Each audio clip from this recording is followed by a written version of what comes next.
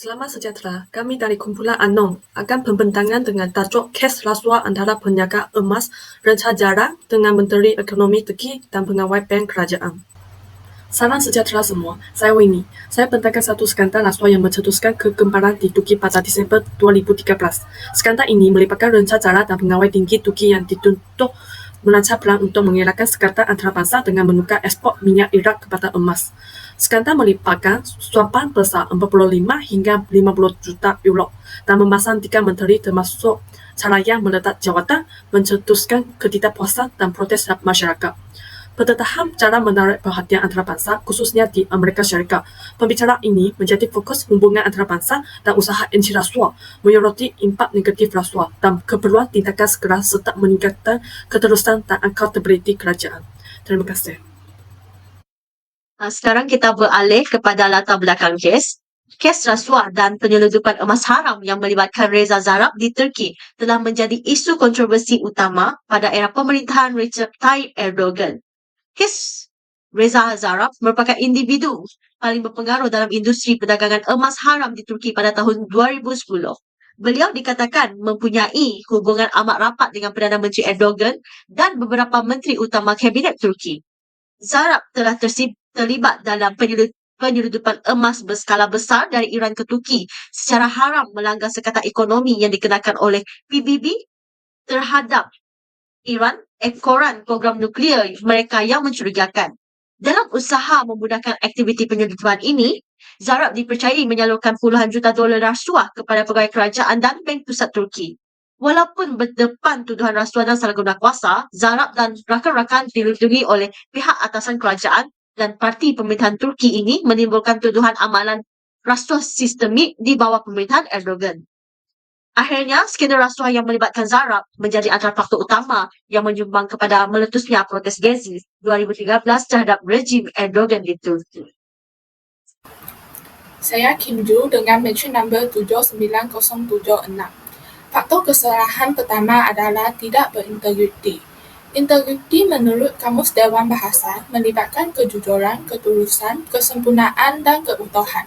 Ini mencakup nilai amanah, jujur, ikhlas, sabar, tanpa rasuah, berlapang dada, terus dan bertanggungjawab. Dalam kes Reza Zarrab, penerima rasuah seperti Perdana Menteri Recep Tayyip dan Menteri Ekonomi Jafar Chalayan seharusnya menolak, tetapi mereka menerima tanpa melaporkan.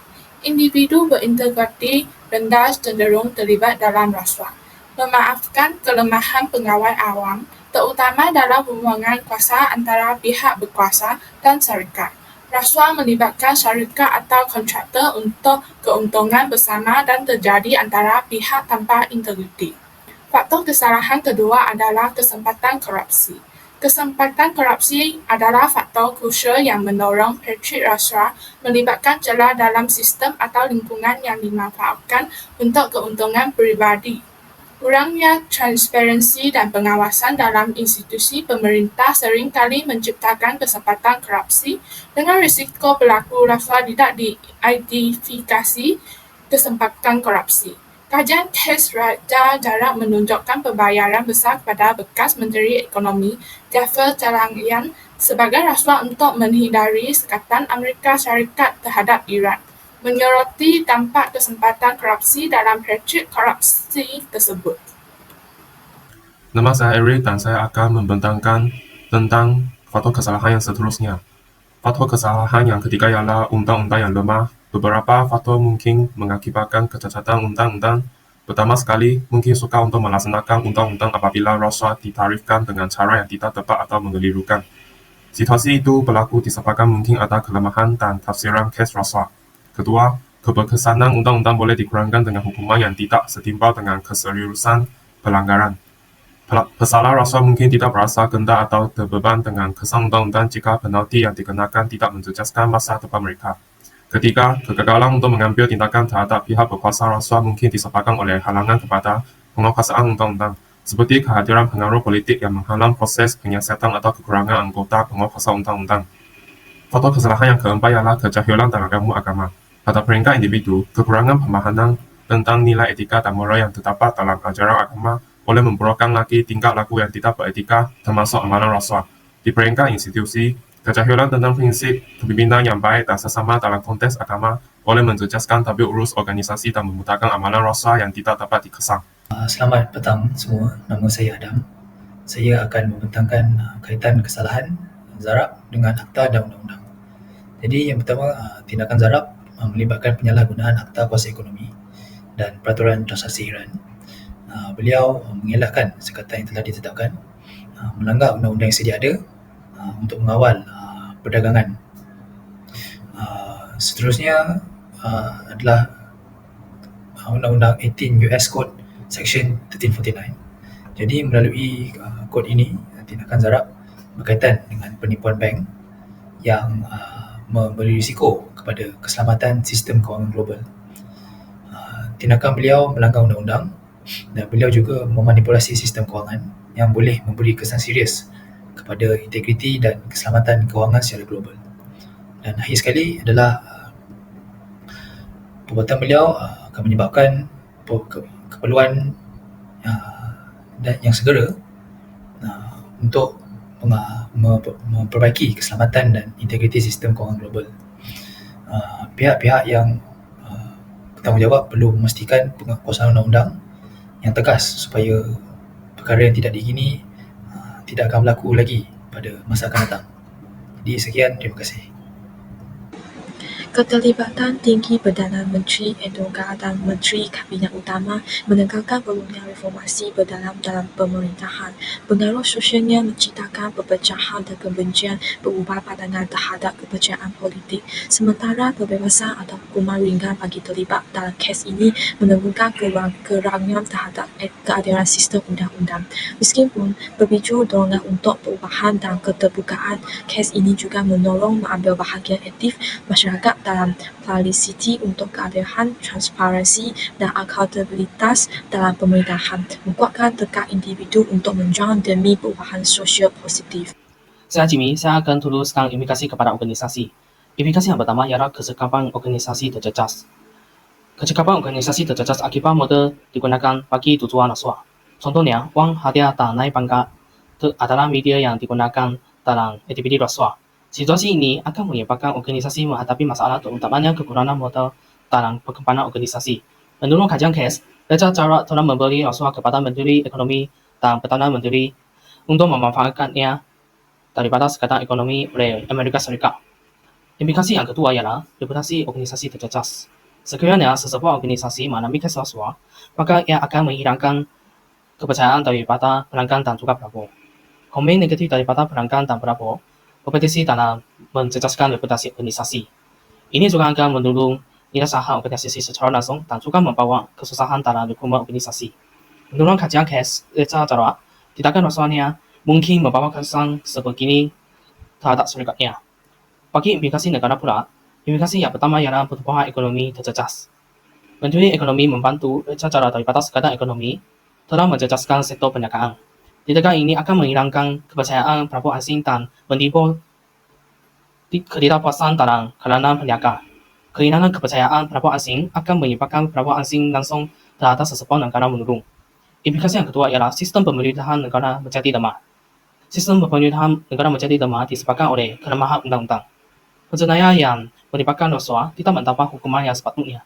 Sebagai contoh, hukuman denda dengan jumlah wang yang kecil juga menyebabkan penjenayah rasuah tidak takut dan akan cuba mengulangi kesalahan lagi. Pengulangan kesalahan semacam ini akan menurunkan kekuatan sistem pemerintahan dalam sesebuah negara. Selamat pagi, Madam. Nama saya Vincent. Saya akan membentangkan bahagian langkah-langkah untuk mengatasi isu integriti dan rasuah. Yang pertama, Kerajaan Turki boleh mendirikan sebuah lembaga anti rasuah. Sebagai contoh, Kerajaan Turki membentuk Komite Investasi dan Kejahatan Ekonomi.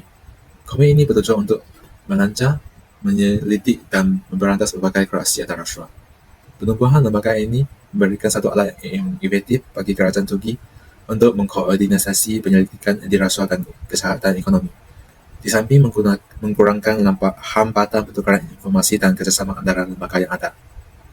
Selepas itu, langkah lain adalah kerjasama aktif antara kerajaan Turki dengan masyarakat dalam bangsa.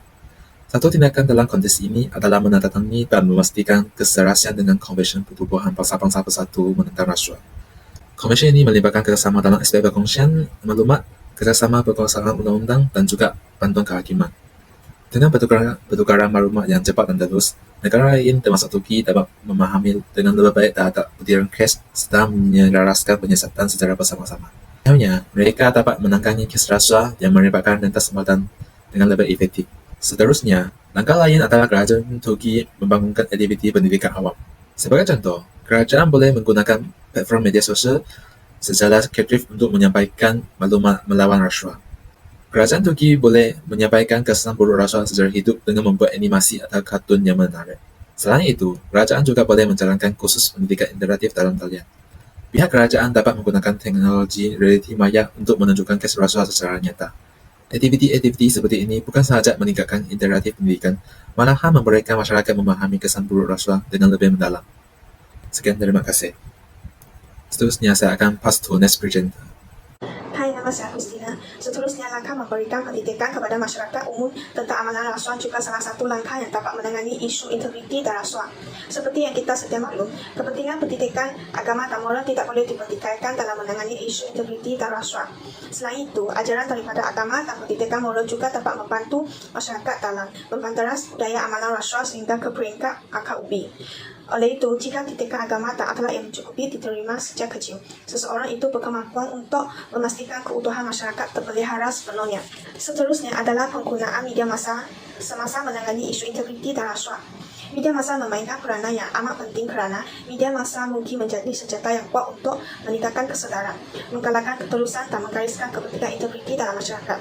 Selain itu, media massa juga boleh memastikan pihak masyarakat dimaklumkan tentang status isu rasuah yang terkini dan langkah-langkah yang boleh ditindak untuk menangani isu integriti dan rasuah. Bukan itu sahaja, penambahbaikan sistem undang-undang dalam menangani isu integriti dan rasuah juga penting. Penambahbaikan kepada sistem perundangan adalah penting untuk menangani isu ini kerana memberikan hukuman yang lebih berat dan meningkatkan kematuhan untuk memberikan pahala yang lebih besar kepada isu rasuah. Oleh itu, kerajaan perlu mengambil tindakan untuk menjamin penjenayah yang terlibat dalam kegiatan rasuah mengenakan hukuman yang lebih serius, sementara itu dapat menangani isu integriti dan rasuah. Terima kasih. Terdapat beberapa pengajaran yang boleh kita pelajari dalam kajian kes ini. Yang pertama adalah transparansi dalam perdagangan internasional. Seperti dalam kajian kes ini adalah kurangnya transparansi dapat ditemui dalam transaksi emas antara pedagang Turki dan Iran. Transparansi dalam sektor perdagangan sepatutnya merangkumi senarai penggunaan dana atau dikenali sebagai sejarah transaksi yang jelas. Ketidakhadiran sejarah transaksi yang jelas akan memberi peluang bagi kelakuan korupsi yang tersembunyi. Pengajaran yang kedua adalah pencegahan tindakan korupsi dalam perdagangan. Misalnya, mengimplementasikan kebijakan atau kepakaran yang memerlukan semasa menjalankan pemeriksaan ketat terhadap transaksi kewangan yang mencurigakan, terutamanya transaksi bank. Dengan ini, program yang mampu memberikan pelatihan etika perniagaan kepada para peniaga untuk meningkatkan kesedaran terhadap implikasi tindakan korupsi juga diperlukan supaya keselamatan dan kepercayaan dalam pasaran domestik dapat terjamin. Pengajaran yang ketiga adalah kerjasama lintas batas.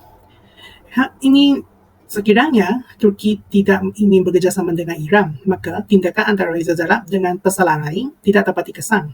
Kerjasama antara otoriti dari Turki dan Iran menjadi kunci dalam menyelidiki dan menangani korupsi tersebut. Pengajaran yang terakhir adalah integriti perniagaan sebagai aset jangka panjang. Tindakan Reza Zarrab telah menjejaskan reputasi syarikatnya. Impak ini mungkin menyebabkan syarikat tersebut mengalami kehilangan kepercayaan daripada pelabur dan juga pelanggannya. Hal ini turut menyebabkan modal perniagaan akan putus dan mempengaruhi kelangsungan perniagaan. Sebagai individu yang rasional, kita perlu mempertimbangkan tentang implikasi yang akan terjadi terhadap syarikat kita sebelum kita membuat sesuatu keputusan. Seterusnya, saya ingin mengalihkan pembenaran ini kepada pembenaran yang seterusnya. Sekarang kita beralih kepada kesimpulan. Rasuah dalam kes ini mengancam integriti dan ketulusan. Skandal 2013 melibatkan Reza Zarrab, Menteri dan Pegawai Bank, menunjukkan penyalahgunaan kuasa dan peletakan jawatan. Implikasi merentasi kerugian moral hingga kepada reputasi negara. Menangani rasuah memerlukan langkah seperti lembaga anti rasuah, kerjasama antara bangsa dan pendidikan awam. Pengajaran termasuklah meningkatkan ketulusan perdagangan dan pencegahan rasuah. Hukuman ketat penting, namun perlu berhati-hati terhadap kontroversi, terutamanya berkaitan dengan hukuman mati. Kesimpulannya, usaha bersama dan kerjasama kunci membentukkan masyarakat jujur dan adil. Itu sahaja. Sekian terima kasih.